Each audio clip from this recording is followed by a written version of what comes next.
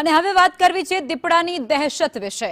અમદાવાદના બોપલ ઘુમા અને શેલા વિસ્તારમાં દીપડો દેખાયો હોવાની વાતો વચ્ચે વન વિભાગે એક અત્યંત મહત્વનો ખુલાસો કરી લોકોને રાહત આપી છે।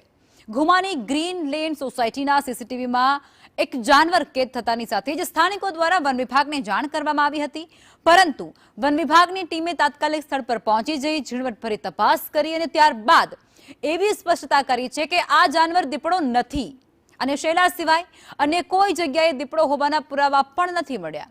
આ ઘટના બાદ મેયરે પણ પોતે ઘુમા પહોંચી જઈ પરિસ્થિતિની સમીક્ષા કરી હતી અને જ્યારે વન વિભાગે લોકોને સોશિયલ મીડિયા પર ફેલાતી ખોટી અફવાઓ પર વિશ્વાસ ન કરવા માટે ખાસ અપીલ કરી છે અને એટલું જ નહીં, ખોટો ભય ફેલાવનારાઓ જે તત્વો છે તેમના સામે કડક કાયદાકીય કાર્યવાહી કરવાની પણ ચેતવણી આપી છે।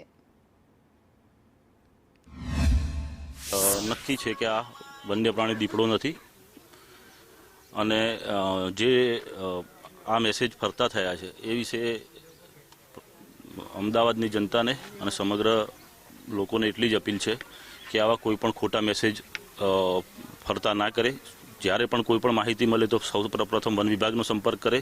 વન વિભાગની ટીમ દ્વારા એ સ્થળની વિઝિટ કરવામાં આવશે અને પૂરતું સ્થળ તપાસ કરી અને જે પણ હશે એ ચોક્કસ આપ સૌને જણાવવામાં આવશે।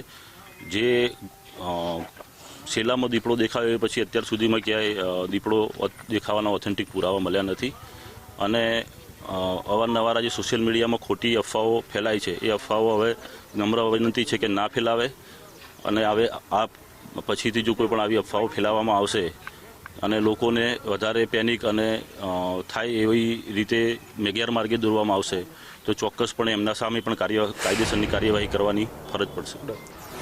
અમદાવાદમાં શેલા બાદ ઝુંડાલ પાસે આવેલા ચાંદખેડા અને હવે ઘુમામાં દીપડો દેખાયાની આશંકા વ્યક્ત કરવામાં આવી છે। જોકે ઘુમામાં એક સીસીટીવી જે સામે આવ્યા કે જે કાર નીચેથી કોઈ વન્યજીવ કે પછી દીપડાનું બચ્ચું જઈ રહ્યું છે તે દિશામાં હવે વન વિભાગ તરફથી તપાસ છે જે હાથ ધરવામાં આવી રહી છે। જોકે સંદેશ ન્યૂઝ પણ સૌ કોઈને અપીલ કરી રહ્યું છે કે કોઈ પણ પ્રકારની વાતોમાં કે ડરવાની જરૂર નથી। જોકે ટીમ છે તે સતર્ક જોવા મળી રહી છે, જ્યારે જ્યાં જ્યાં આશંકા પણ જોવા મળી રહી છે તે આશંકાના પગલે વન વિભાગની ટીમ સતર્કતાના પગલે સ્થાનિક પોલીસને સાથે રાખીને તપાસ હાથ ધરવામાં આવી રહી છે।